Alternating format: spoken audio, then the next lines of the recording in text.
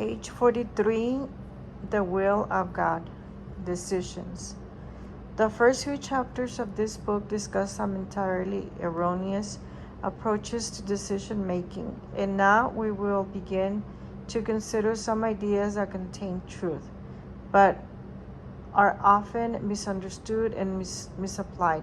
One such idea is reflected in some of the most common terminology heard among Christians in the context of decision making.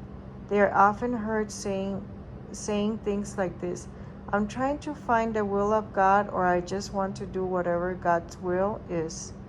Those statements reflect a commendable attitude, desiring to please God, but they are often based on a misunderstanding of what the Bible means when it talks about the will of God.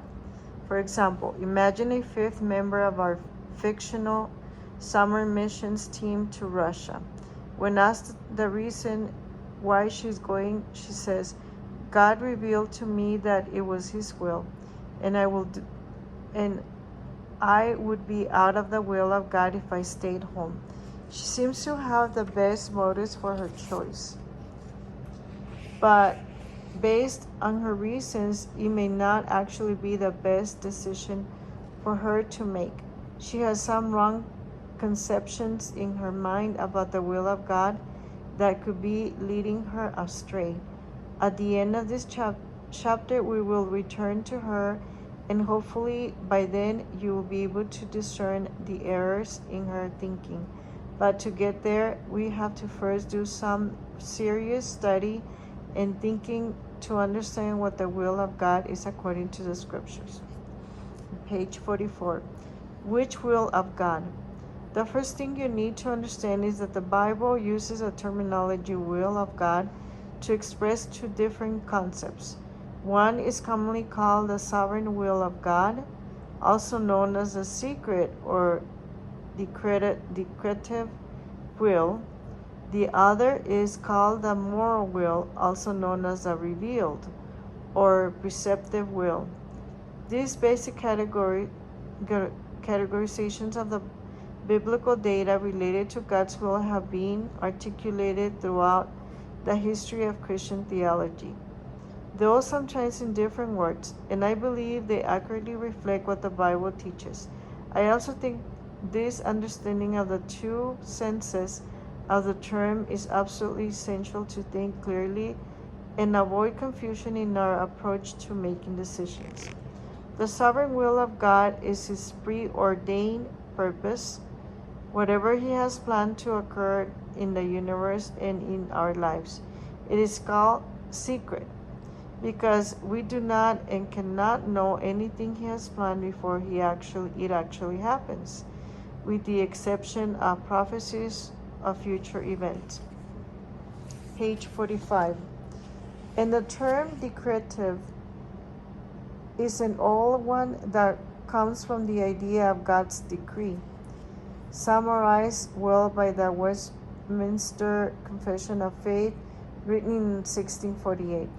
God from all eternity did by the most wise and holy counsel of His own will freely and unchangeably ordain whatsoever comes to pass, yet so as thereby neither is God the author of sin, nor is violence offered to the will of the creatures.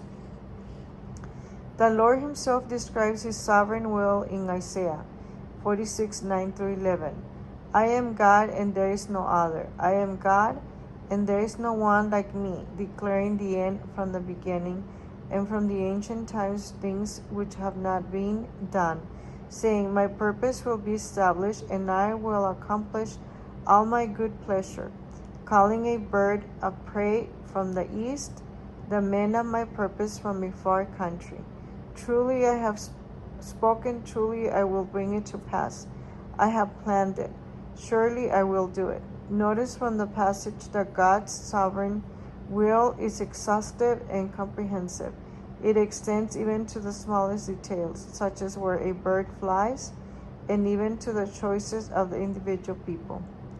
The sovereign plan of God also extends to bad things that happen, such as natural disasters and the evil that men do, consider these verses.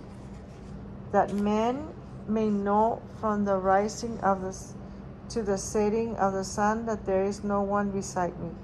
I am the Lord, and there is no other, the one forming light and creating darkness, causing well-being and creating calamity. I am the Lord who does all these. Isaiah 45, 6 through 7.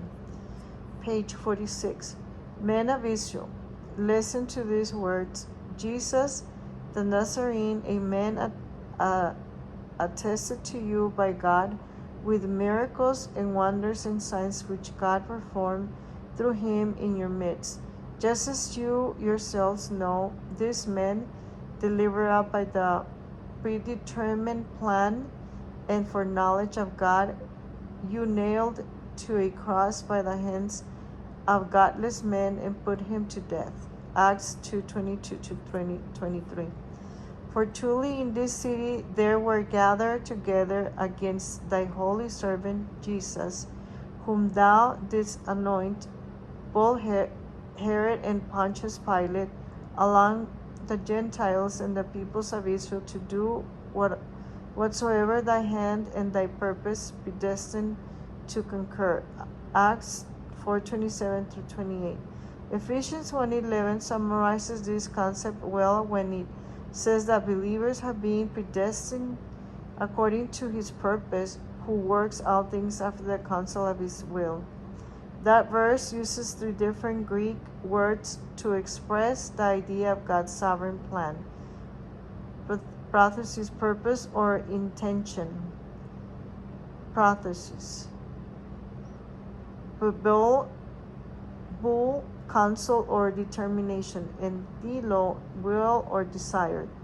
It may be helpful to note for those who like to look further into the original language of Scripture.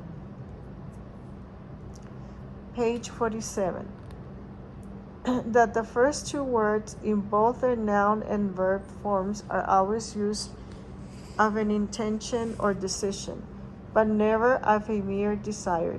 So when you see those 2 Greek terms used in relation to God, you can assume that they are speaking of his sovereign will.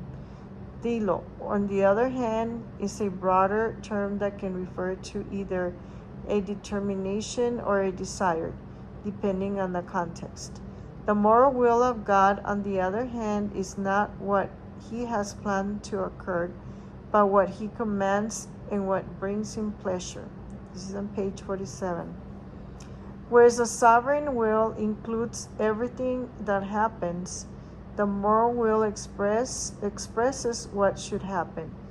It is the will of God that has made known to his creatures through his word. Therefore, it is also called the revealed will. And the older term, preceptive, comes from the idea of God's precepts, or the instructions he has given us in the Bible. We find this meaning of the will of God all throughout Scripture, but here are a few examples. I delight to do thy will, O my God. Thy law is within my heart. Psalm 40, verse 8. But if you bear the name Jew and rely upon the law and boast in God and know his will and approve the things that are essential, being instructed out of the law, Romans 2:17-18. So then do not be foolish, but understand what the will of the Lord is. Ephesians 5:17.